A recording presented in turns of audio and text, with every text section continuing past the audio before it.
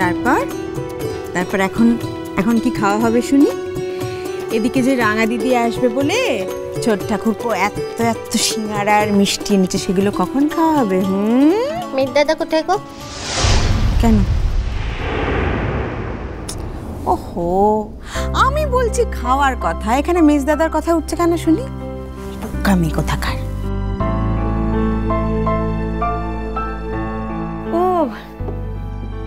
Amartya uncle, আপনারা এসে গেছেন? তাই ভাবছিলাম কাদের গলা পাচ্ছি। এক সেকেন্ড দাঁড়ান, একটু ডেকে নি মেজকা মেজো কাকিমাকে। ও মেজকা, মেজকা, মেজো কাকিমা তোমরা চলে এসো নিচে, অমর্ত্য আঙ্কেল এসে গেছেন।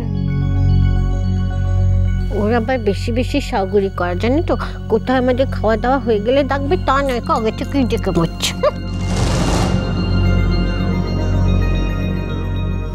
খুব বকবো তোমায় এবার আমি। কেন? এই তুই কি রে, তুই আগে বলতো, তুই এ বাড়ির মেয়ে কিনা আগে বল। তাহলে এই বাড়িতে এসছিস, এই বাড়িতে কতদিন থাকবি, কি খাবি, সেজন্য অন্য কাউকে ভয় করতে হবে কেন? নিজের বাড়িতে এসে কেউ ভয় করে? ছাড়ো আমাকে, আমি যাই জিনিসগুলো নিয়ে আসি তো। না না, তুমি আরেকটু দাঁড়িয়ে থাকো। বাবা, গরম গরম ফুলকপি সিঙ্গারা সব ঠান্ডা হয়ে যাচ্ছে। না দাঁড়িয়ে থাকো, এখানে আরেকটু দাঁড়াও, আরেকটু। আচ্ছা বাবা, আচ্ছা, আমি আরেকটু আছি। বলছি আমার কাছে এসে বসো। তা না না। আচ্ছা বাবা, আচ্ছা আচ্ছা, ঠিক আছে ঠিক আছে বাবা, আমি একটু আছি।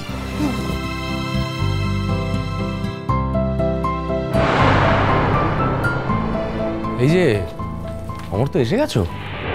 হ্যাঁ, তো জরুরি তলব, না এসে পারি? রুমি, আমি যাব না, আমি যাব না। শোনো শোনো, তুই যা, তুই যা, তুই কি সব কথা শুনে আমাকে এসে বল। যা যা। একদমই না, যা শোনার আমরা দুজনে একসাথে শুনবো। না, আমি যাবই না, আমার খুব টেনশন হচ্ছে রুমি। খুব টেনশন? প্রেম করবেন উনি আর টেনশন হবে অন্যদের, তাই না? চুপচাপ এখানে দাঁড়িয়ে থাক, আর এখানে যা আলোচনা হচ্ছে তো শোনার দরকার। জরুরি কারণেই তো জরুরি তলব করতে হলো অমর্ত্য, শুনেছো তো সব? হ্যাঁ, যদি জুডো আর মিমির ব্যাপারে কথা হয়, হ্যাঁ তাহলে শুনেছি। এখন তো ওটাই সবচেয়ে বড় আলোচনার বিষয় অমর্ত্য। হ্যাঁ, কিন্তু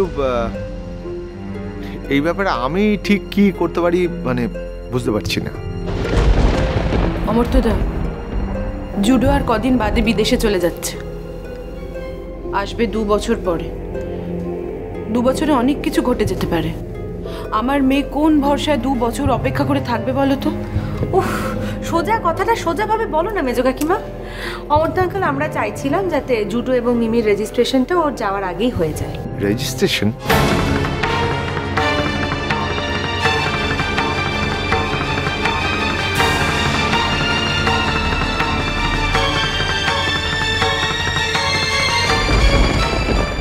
অমর্ত্য আঙ্কেল, আমরা চাইছিলাম যাতে জুডো এবং মিমির রেজিস্ট্রেশনটা ওর যাওয়ার আগেই হয়ে যায়। রেজিস্ট্রেশন? এটা তো অবাক হওয়ার কি আছে? সেটাই তো স্বাভাবিক। কোনো বাবা মা কি তার মেয়েকে ভাগ্যের উপর ছেড়ে দিয়ে থাকতে পারে? কি আশ্চর্য, আমি তো জুডোকে শিখিয়ে দিইনি যে তুই মিমির সঙ্গে প্রেম করার। মিমিও তো নেহাত কচি বাচ্চা মেয়ে নয়। আমার তো মনে হয় যে দুজনেই যথেষ্ট ম্যাচিওর্ড এবং এই ব্যাপারে যা সিদ্ধান্ত নেওয়া উচিত, মানে নেওয়া দরকার, সেটা ওরা দুজনেই নিতে পারে। আমাদের ভালো দিদি, জানো তো, ও বাড়ির ভালো দিদি কিছুতেই আমাদের কেলেন্ডি মিমি রানীকে মানছে নেকো। হ্যাঁ, সে আমাদের ভালো ছেলেকে স্পষ্ট বলে দিয়েছে এই মিমি রানীকে যদি বিয়ে করে না, তাহলে ছেলের সঙ্গে কোনো সম্পর্কই রাখবে নেকো।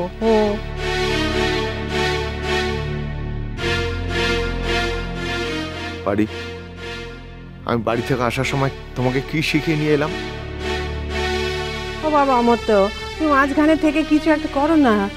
আমাদের মিমি তো বড্ড ভয় পেয়েছে, নাওয়া খাওয়া একদম ঘুচে গেছে গো। দেখো অমর্ত্য, আমি কিন্তু মেয়েকে 2 বছর এই ভরসা ফেলে রাখতে পারবো না। আরে বাবা, বিয়ে করে যাওয়ার পরে তো কত কাণ্ড হয়। আর এই তো শুধু আংটি পরানো, এর কি দাম আছে বলো তো? এর তো কোনো দাম নেই। সেটা তোমার বিবেচনা শুভ, কিন্তু আমার বাড়ির ছেলেটাকে তো আমি জানি। আমি তার সম্পর্কে এই কথাটা ঠিক মানতে পারবো না। তবু অমর্ত্য আঙ্কেল, মেয়ের বাবা মা যেহেতু, এরকম মনে হওয়াটা তো খুব একটা অস্বাভাবিক কিছু নয়, তাই না? সর্বঘটের ক্যাথালিক গলা, সব কথায় ওর ভাষণ দিয়েছি। দূরা কিন্তু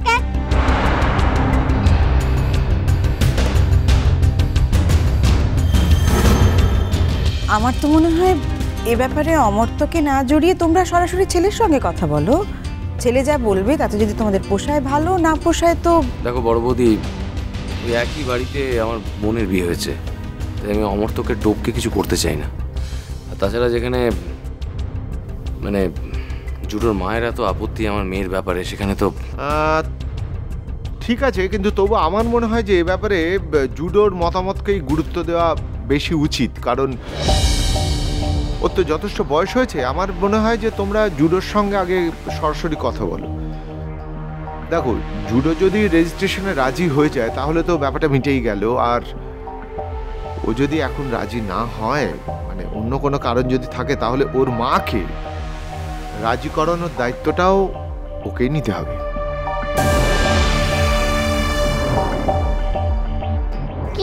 কি মজা, আমাদের ভালো ছেলের বিয়ে হবে আমাদের চেরির সঙ্গে।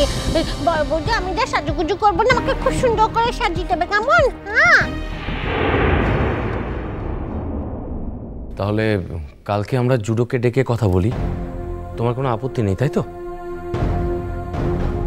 কি আশ্চর্য, এই ব্যাপারে অমর্ত্যতার আপত্তি থাকবে কেন সেটা তো বুঝতে পারছি না। তোমার তো বোঝার কথাও নয় ছোটন, সারা জীবন তো গায়ে হাওয়া লাগিয়ে ঘুরে বেড়ালে।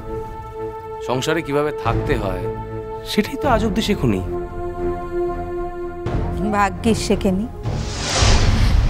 যাক, মেজ ঠাকুরপো, এখন এখানে যেটা নিয়ে আলোচনা করা দরকার সেটা বরং করো। ছোট ঠাকুরপোকে এখানে বিষয় করে আলোচনা করার কোনো কিচ্ছু দরকার নেই। ঠিক আছে, তাহলে কালই আমরা জুডোর সঙ্গে কথা বলছি, ওকে বাড়িতে ডাকছি, তারপর কালই যা ফাইনাল ডিসিশন হবার সেটা হয়ে যাবে। বেশ, তাই করো তাহলে। তো আমাদের মিমি রানী কই? সে চেরি কোথা? সে নাকি না খাওয়া সব ছেড়ে দিয়েছে, সে কোথা গেল? ওই রুমি, তোর ওখানে ভূতের মতো দাঁড়িয়ে আছিস কেন? এখানে আয়, দেখছিস না রাঙা দিদি ডাকছে, আয়। বলো যা, এখনো পর্যন্ত বিয়েই হলো নি গো। দেখো, নতুন বউয়ের মতো লজ্জায় জড়সড় হয়ে দাঁড়িয়ে আছে।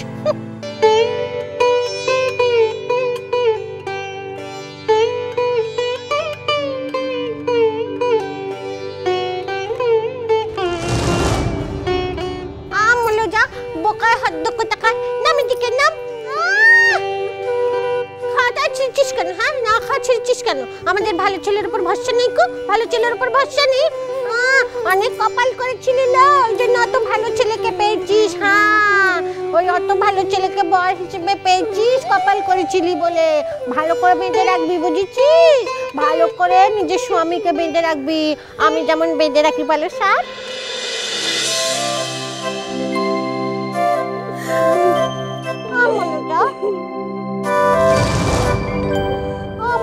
কাঁদছে, দেখো না। আই আই, কাঁদছিস কেন?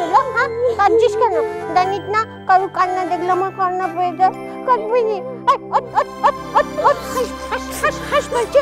ও মিমি রানী, ও কেলেন্দি, ছন্না ঝন্না ফুলকপি চিঙালা খাবি? হ্যাঁ, খাবি আর তার সঙ্গে মিষ্টি খাবি। ও বড় বৌদি, ফুলকপি চিঙা মিষ্টিগুলোকে সাজিয়ে রাখার জন্য এসেছে নাকি? আনো না, দেখছো না আমাদের মিমি রানী কাঁদছে। চিকের মধ্যে খেতে দেখতে পারেন। কাঁদে না। ও বাবা,